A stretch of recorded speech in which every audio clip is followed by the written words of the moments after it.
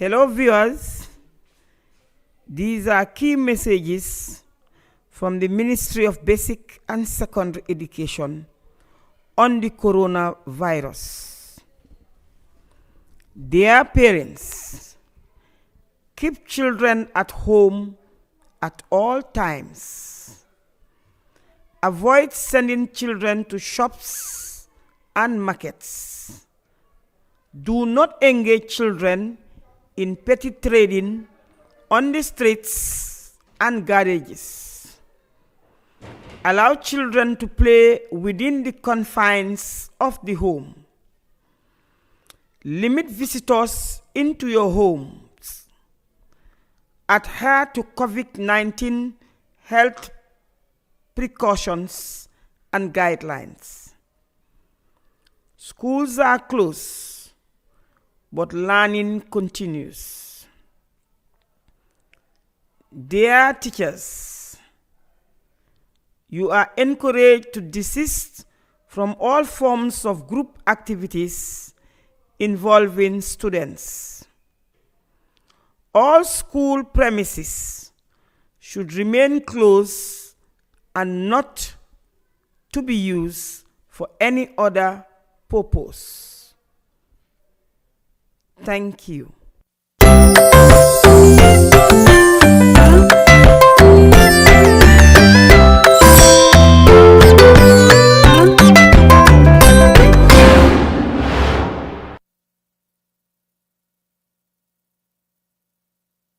Good day, wonderful viewers.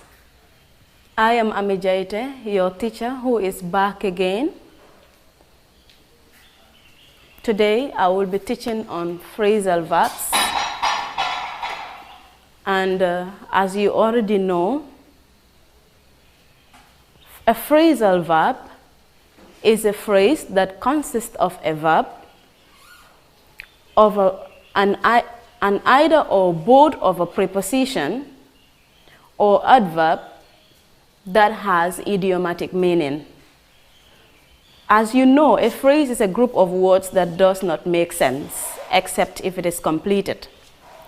Now we are saying that a phrasal verb is a phrase that consists of a verb, an either or both of a preposition or an adverb put together that has a different meaning. It has an idiomatic meaning. We are going to look at examples of phrasal verbs. The first example we have is, we set out for the journey. We set out for the journey. The phrase there is set out for. Set out for cannot be completed if it is not put together with other words. So we are looking at the word set out for, and the meaning of set out for is to begin or start. So when we say that we set out for the journey in the morning, it means that we began the journey or we started the journey. So set out for means to begin or to start something. Number 2, he made away with my bicycle. Made away with my bicycle.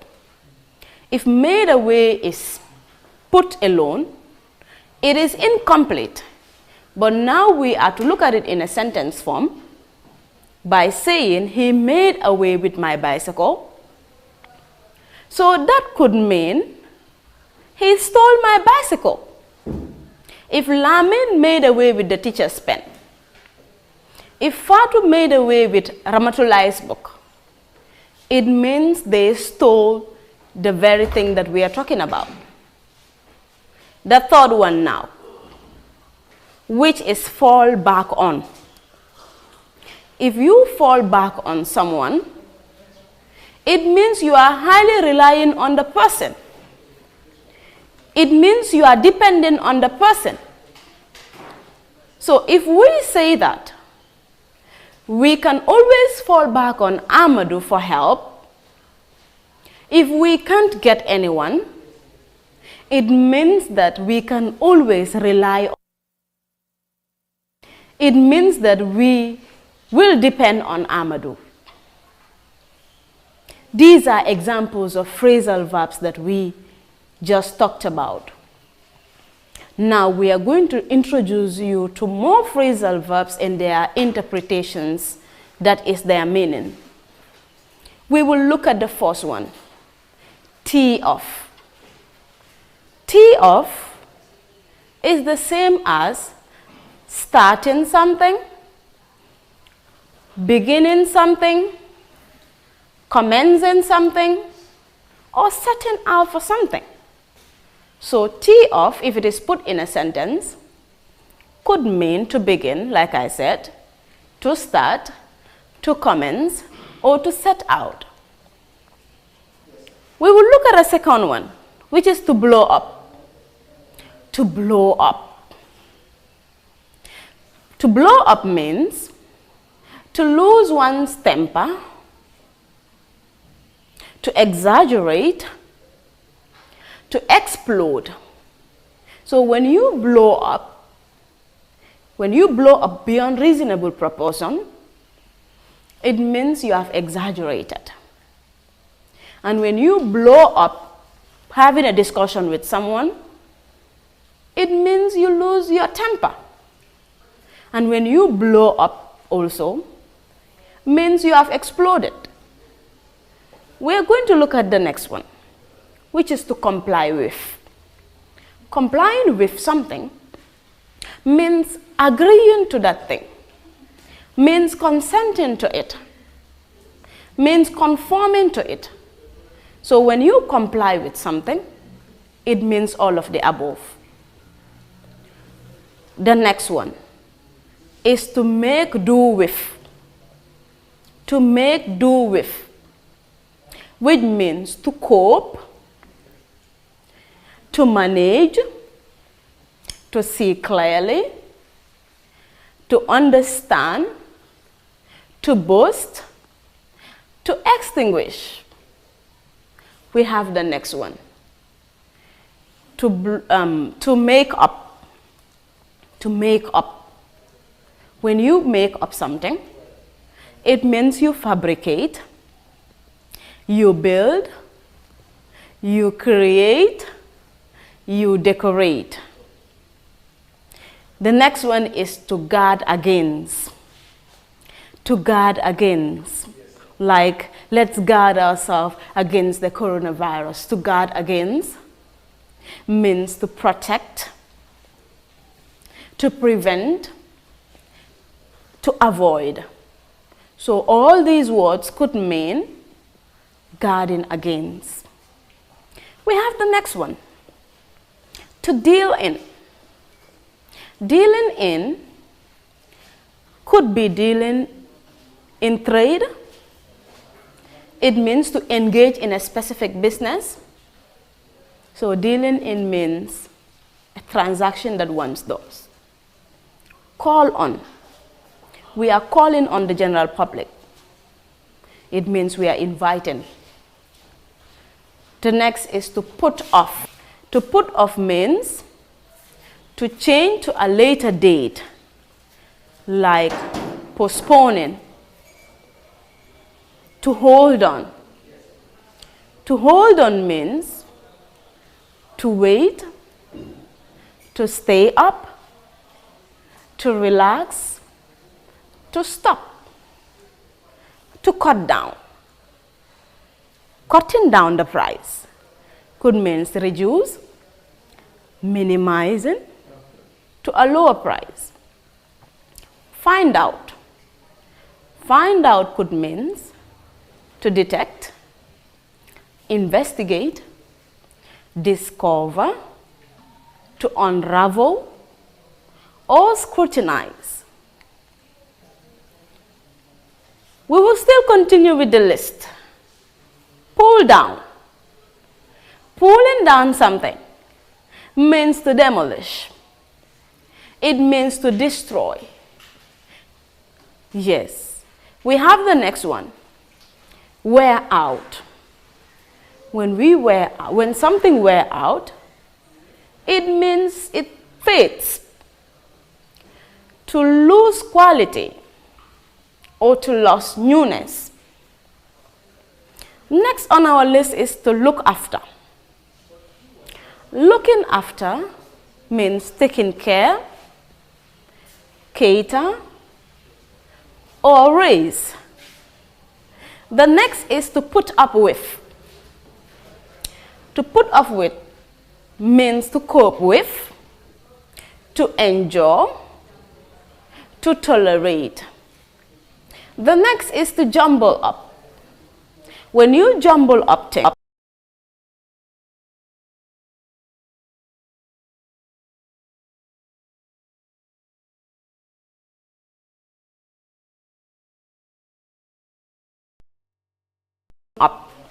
when you own up to your crime, it means you admit, you agree, and you confess. So these are the examples of phrasal verbs that we have. As you can see, all these phrasal verbs have their different interpretations. We are going to move to more phrasal verbs in sentences. These ones are going to be put in sentences. And the first one we have is, they deal in hi-fi and video equipment. They deal in hi-fi and video equipment. So dealing in is the word there. So you are asked to look for the meaning of deal in. And the answer is, dealing in means engage in. When you deal in something, it means you engage in that thing. The second one is, the chairman called on the guest speaker to address the gathering. The chairman called on the guest speaker to address the gathering. It means the chairman invited the guest speaker to address the gathering.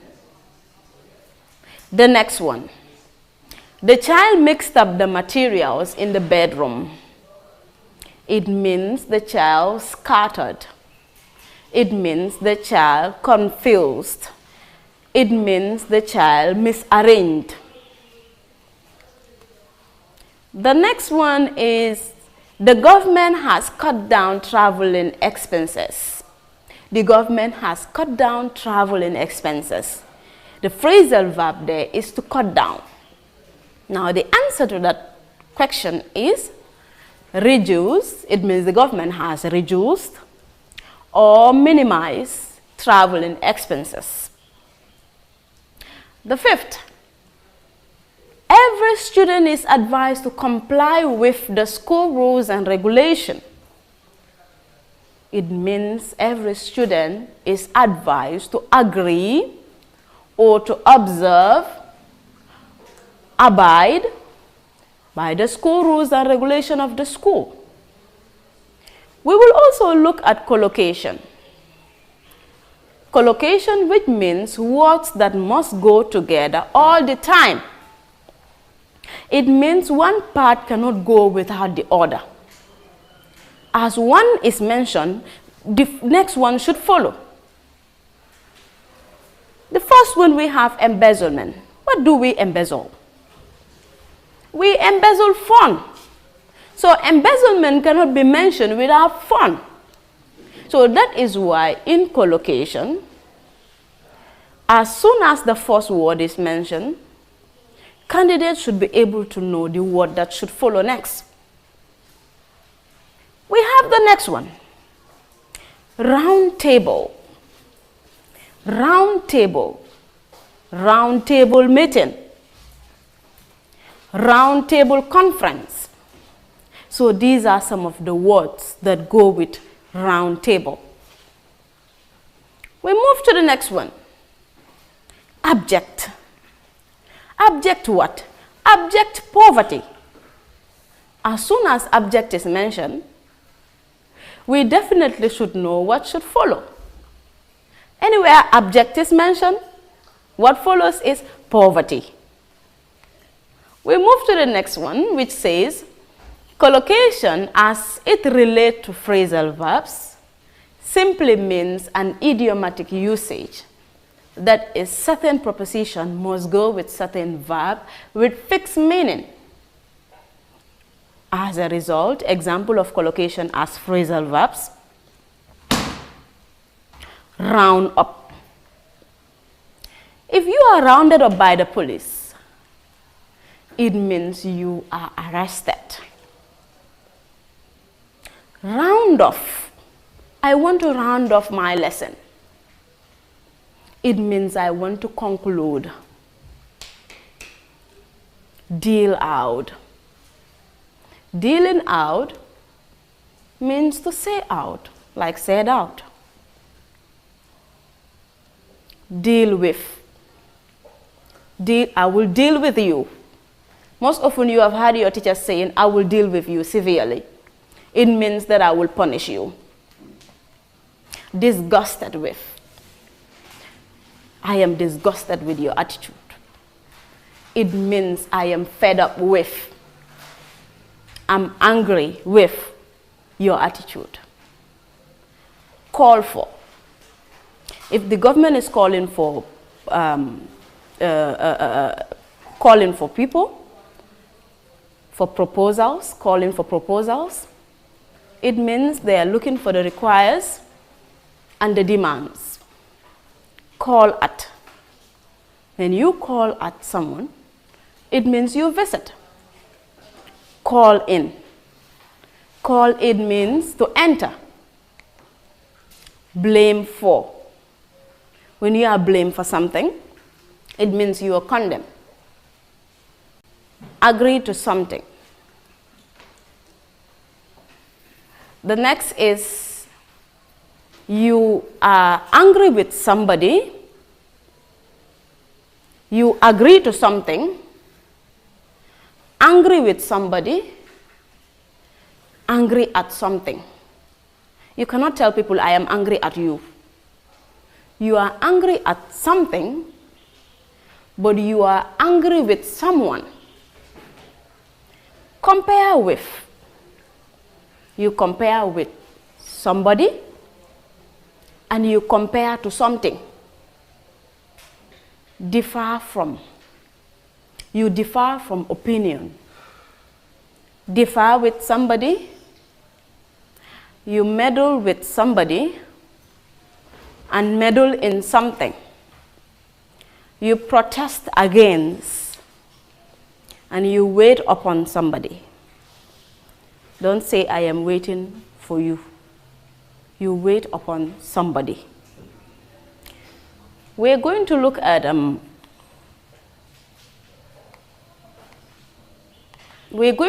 examples of collocations in sentences. The first one we have is, the deal has fallen. The deal has fallen. We have options A, B, C, and D. The first option we have is A, which is through. The second option is off. The third one is on. And the fourth one is with. So we are going to look at the options and see which one is most suitable to fill the space in the question. The deal has fallen through. The deal has fallen off. The deal has fallen on. And the deal has fallen with. If you look at the options, you will realize that option B, which is off, is more suitable. The second one, which says, she prefers oranges dash mangoes. She prefers oranges dash mangoes. We have A, to, B, with, C, done, and D, by. Prefer goes with something, which is one of the options there. So I'm going to read out the options and see which one is the right answer. She prefer oranges to mangoes. She prefer oranges with mangoes. She prefer oranges than mangoes. And she prefer oranges by mangoes. So she prefer oranges goes with to. The word prefer goes with the preposition to. So she prefer oranges to mangoes is the right answer there. Number 3. In austere period, one has to cut down one's expenses. In austere periods, one has to cut down one's expenses. Cut is the word we are looking at. So we have cut down, cut off, cut in, and cut low. So looking at the options, cut down is the right answer. In austere period, one has to cut down one's expenses. The fourth one now. We will be rounding dash by 6 o'clock. We will be rounding dash by 6 o'clock. The options are rounding down, rounding up, rounding off, and rounding off. So the right answer is rounding up by 6 o'clock. The last one, students should abide dash the school rules and regulations. Students should abide with the school rules and regulations. Students should abide by the school rules and regulations. Students should abide on the school rules and regulations. Students should abide to the school rules and regulations. The right answer is abide by. Students should abide by the school rules and regulations. This takes us to the end of phrasal verbs and collocations. I hope you have now understood better what phrasal verbs are. We will be looking at figure of speech. We will look at start with the definition, and the definition which states that a figure of speech or a literary device, that is to say, figures of speech are otherwise called literary devices. They are a group of words or expressions that have different meaning from their literal meaning. It means if you look at them literally, the meaning they suggest and their actual meaning are not the same. They require some form of interpretations in order for one to know their meaning. So just to summarily say, figures of speech are words or expressions that have different meaning from their literal meaning. We will look at few examinable literary devices, not all of them, but we are looking at that aspect that comes in the examination. So the few that we have are simile, metaphor, personification, hyperbole, rhetorical question, euphemism, and irony. Today we are only going to look at the 7. We will start with simile. As you know, people have different ways of writing their spelling. Some will write smile, some will write simile as in L-E-Y, but just to tell you, the correct spelling is S-I-M-I-L-E. Now when you look at simile, it says it's a comparison of unlike things using as or like.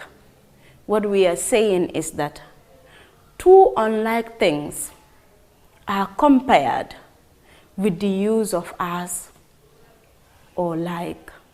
So in any exam, in any assessment, or any work that you see a statement that is comparing two unlike things, using as or using like, should be a simile.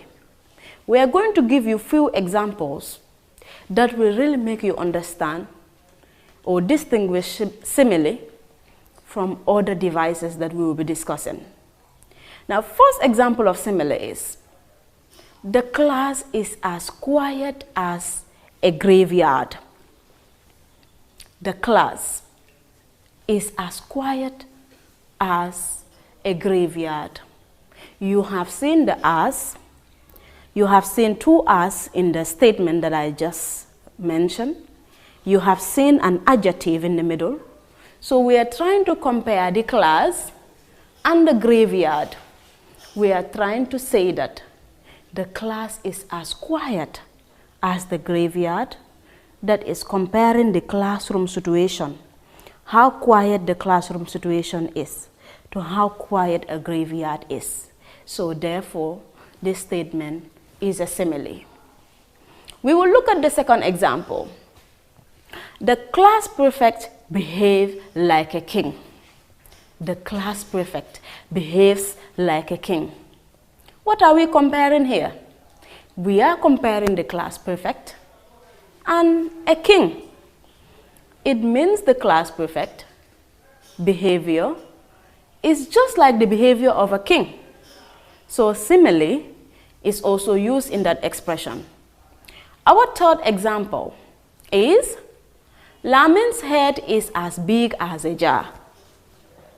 We are comparing what? Lamin's head to that of a jar. Lamin's head here is compared to how big a jar is. So simile is used in that expression. Again, the antelope flies like an aeroplane. What are we comparing in this statement? We are comparing an antelope, comparing it with an aeroplane. We are saying that the antelope flies like the way the aeroplane flies. So when we compare the antelope and the aeroplane as two unlike terms, using as, so simile is used. We will look at our last example on the simile, which is, he jumped like a frog. He jumps like a frog. If I say Buba jumps like a frog in the class, it means I am comparing Buba to a frog, using what? Like.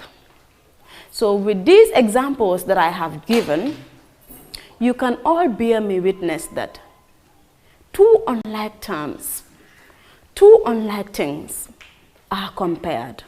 Like the classroom and the graveyard are two compared things.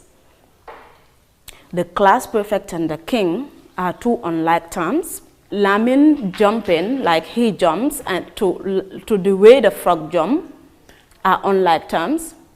But we are trying to compare all these using as or like. So to show you, simile is a comparison of two things using as or like. We will now move to our second figures of speech, the metaphor. Now, what is a metaphor? That one also, students have different ways of spelling it, so you take note of the spelling. It's a metaphor, not a metaphor, like some people will put TH there. So metaphor here is a direct comparison of two things. If you look at it very well, it's just like the opposite of simile, where simile is the indirect comparison of two unlike things. Metaphor is the direct comparison of two things without the use of as or like. It also includes some idiomatic expressions. We will look at our first example. Mustafa is a lion. If I say Mustafa is like a lion, then the statement will be a simile. But when I say Mustafa is a lion, It means I'm directly comparing Mustafa and a lion. Second example. She is the apple of my eyes. We also said it includes some idioms. Apple of my eyes also means something else. So we are comparing she to an apple. Not saying she is like the apple of my eye, but she is. That is why we have metaphor as the direct comparison of two things without the use of as or like. He is a star. Not he is behaving like a star. He is a star. Her long hair was a flowing golden river. We did not say her long hair was like a flowing golden river, but her long hair was a flowing golden river. It means we are directly comparing without using as or like. Modu's eyes were eyes as he stared at me. Not saying Modu's eyes were like eyes as he stared at me, but this is a direct statement, as in Modu's eyes were eyes as he stared at me.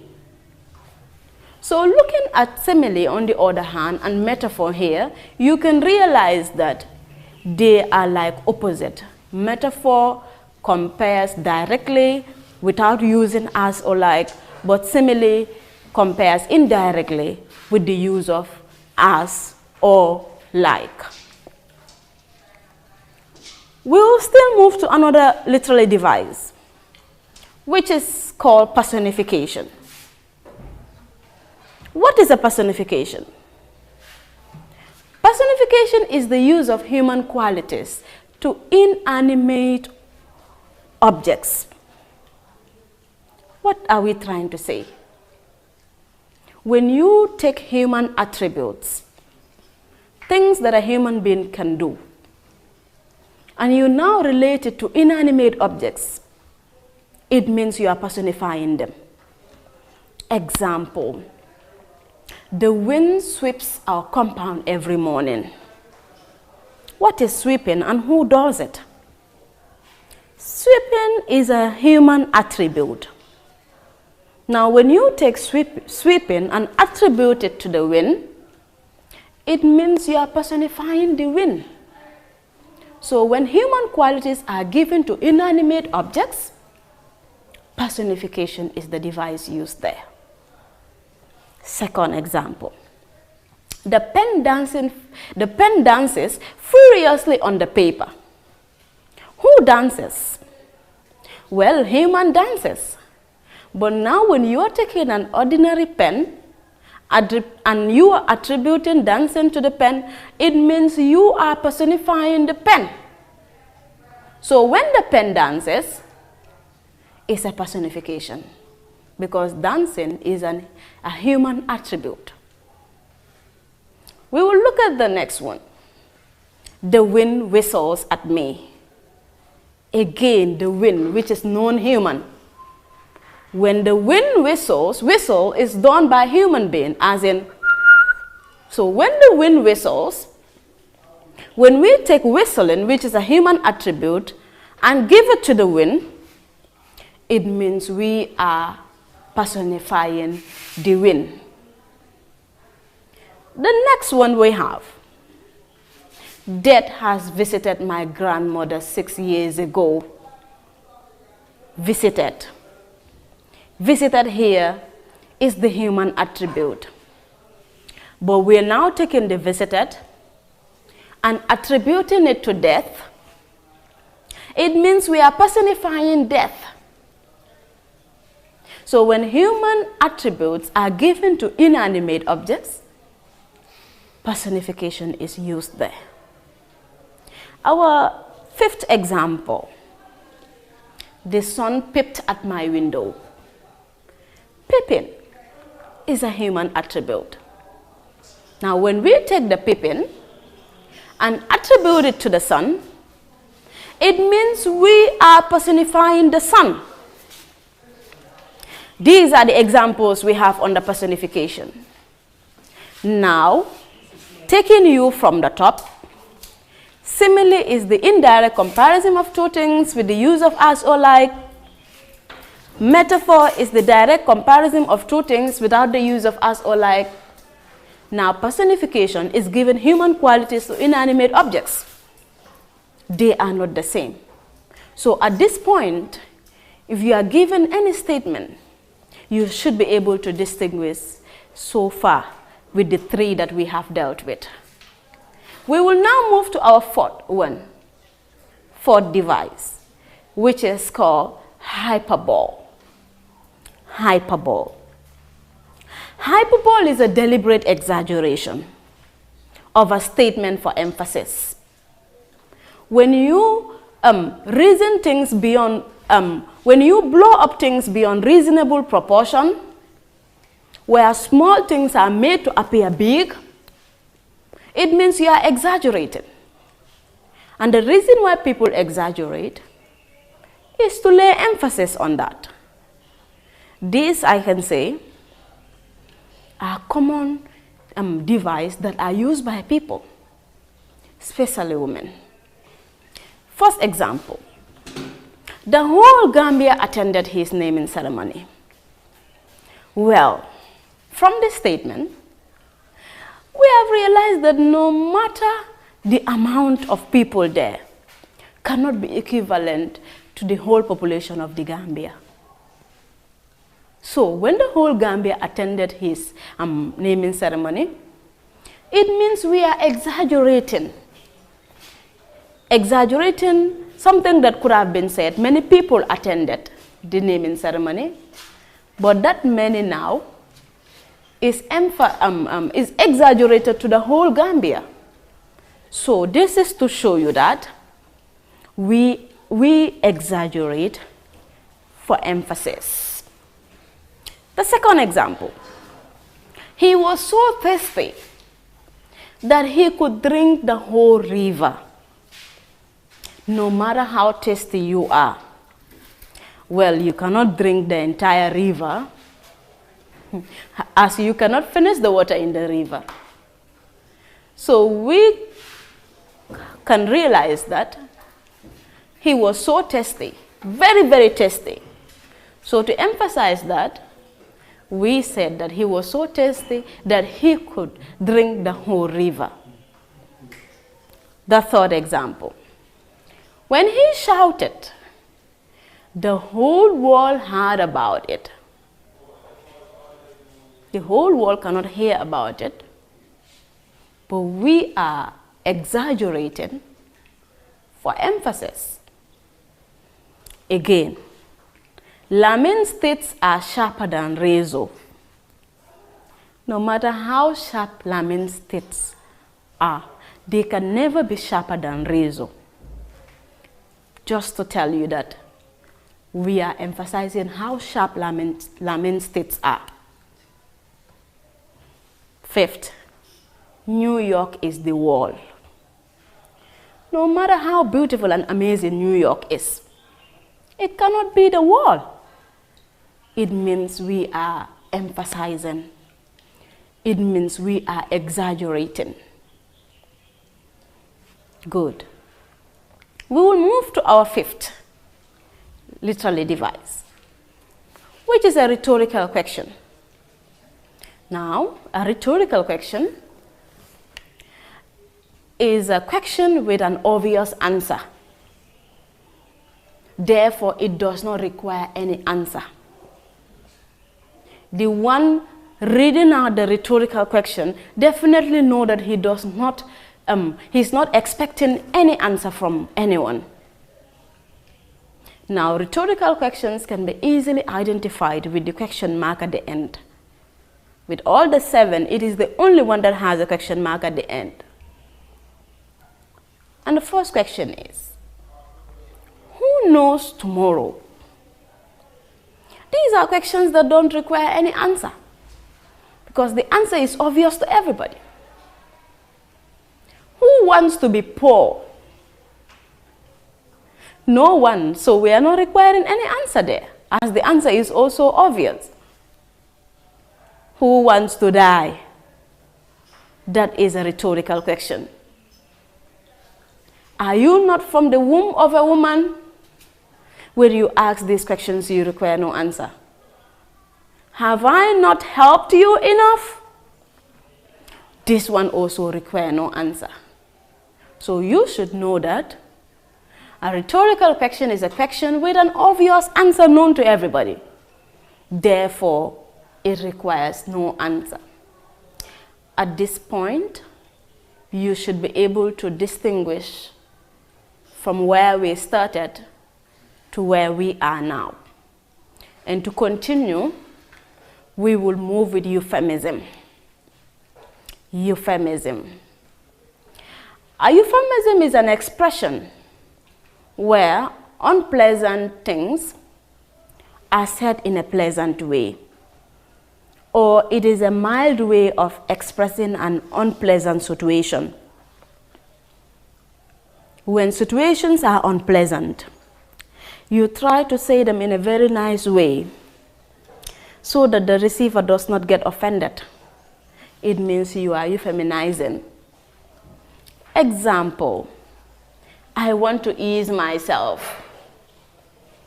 Rather than saying, I am going to the toilet. But you can just nicely say it, I want to ease myself. The second one, she has been put in a family way. When someone is pregnant, you can just nicely say, she has been put in a family way, rather than saying, she is impregnated. Number 3, he is economical to the truth. When an elder is talking, and maybe you realize that the person is not speaking the truth, you can just nicely and mildly say, he is economical to the truth. Again, his grandfather has kicked the bucket since last year. The grandfather has died, but you can say, his grandfather has kicked the bucket in a nice and a mild way. Again, your husband is the gentleman of the road. You cannot face someone's husband and say, your husband is a thief. But you can just nicely tell the person, your husband is the gentleman of the road. In a very nice way, so that the person receiving the information will not be offended. Good. We will move to the 7th, which is called irony. Not irony, but irony. And irony is an expression that is opposite to the literal meaning. Meaning you expect something to happen in a certain way, and the unexpected happen. It means irony is used. Example, what a good student. These are two different statements put together. If you say what a good student, we expect a positive continuation. But you just said what a good student, he failed all his subjects. So what a good student, he failed all his subjects. It has another meaning, which means that he is not at all a good student. Example 2. She is so intelligent that she cannot spell her name. If you are so intelligent that you cannot spell your name, it means you are a dull student. It means you are not bright. So this statement has another meaning, We will look at the 3rd one. What a lucky man. His house is being robbed by thieves. Is he lucky? He's not lucky anymore, since the thieves robbed everything in his house. The 4th one. What a responsible husband. His children are starving to death. Is he responsible? No. So this has another meaning. The 5th one. That was a comprehensive lesson. No student understood. If the lesson is comprehensive, students should be able to understand. But if no student understood, it means the lesson is not comprehensive. So this is what takes us to the examples of irony. I know that you will be able to distinguish between simile, metaphor, personification, rhetorical question, irony, euphemism. You should be able to know anywhere they appear in any sentence. You should be able to know the device that it belongs to. Before we take a leave of you, we would like to move on with class exercise to strengthen your understanding. And the instruction is, underline and identify the figure of speech used in each of the following statements. The first one, he was so thirsty that he could drink the whole river. If you look at this device, it is not a simile, it is not a metaphor, it's not an irony, but what we can see in the statement is exaggeration. And when you exaggerate, hyperbole is the right answer there. The second one, when he shouted, the whole world heard about it. It means also we are blowing things beyond reasonable proportion. The whole world cannot hear a shout of an individual. It means we are exaggerating. So therefore the answer there is hyperbole. Number 3, Lamin's teeth are sharper than razor. Lamin's teeth can never be sharper than a razor. That one also, it means we are exaggerating. Hyperbole is used again. She is so intelligent that she cannot spell her name. She is so intelligent that she cannot spell her name. It's irony, as we can see that the statement has another literal meaning. What a lucky man. His house is being robbed by thieves. Again, irony is used. What a responsible husband. His children are starving to death. Again, irony is used there. Number 7, she has been put in a family way. She has been put in a family way. This statement is a euphemism because it's a mild way or is a nice way of saying something unpleasant. He is economical to the truth. It means he is not speaking the truth. Euphemism is used there. His grandfather has kicked the bucket since last year. Euphemism is also used there.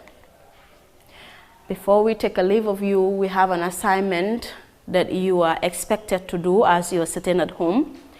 And the instruction for the assignment is that you give 2 examples of each of the following devices or figure of speech.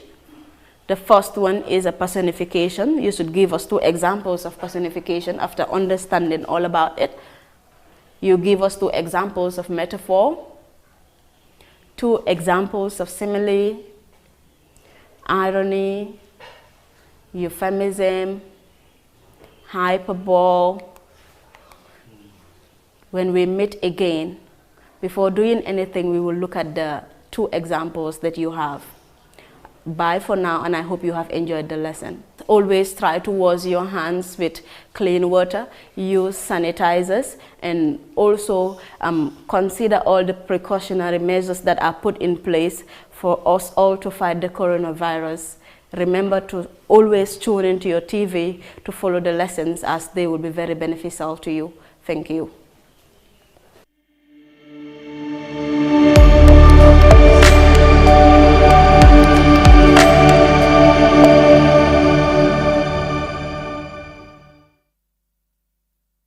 Hello viewers, These are key messages from the Ministry of Basic and Secondary Education on the coronavirus. Dear parents, keep children at home at all times. Avoid sending children to shops and markets.